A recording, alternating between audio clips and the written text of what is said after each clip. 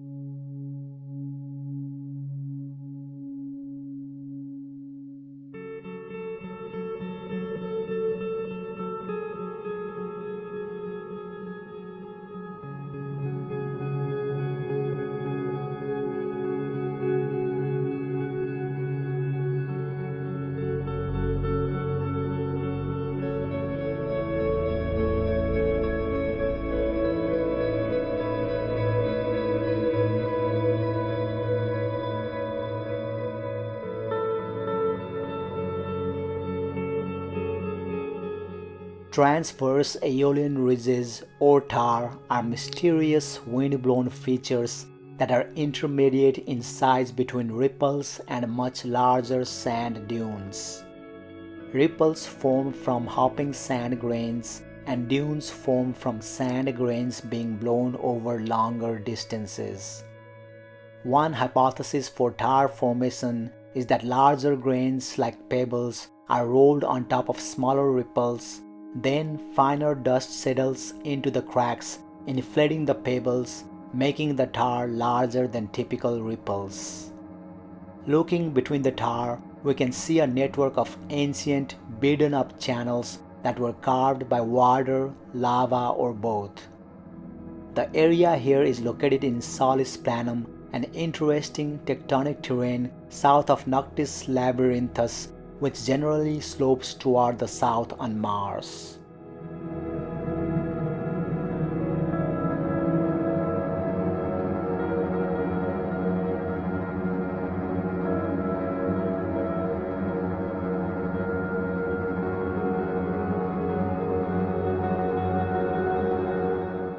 This breathtaking view shows the interior of Gusev crater. The crater is about 166 kilometers in diameter and formed approximately 3 to 4 billion years ago. The 360-degree panorama was taken from the top of a hill the summit region of which is a broad plateau about 100 meters above the surrounding plains of Gusev crater, consisting mostly of outcrop rocks and wind-blown drifts. The rocks on the plains of Gusev are a type of basalt that contain the minerals olivine, pyroxene, plagioclase, and magnetite, and they look like volcanic basalt as they are fine-grained with irregular holes.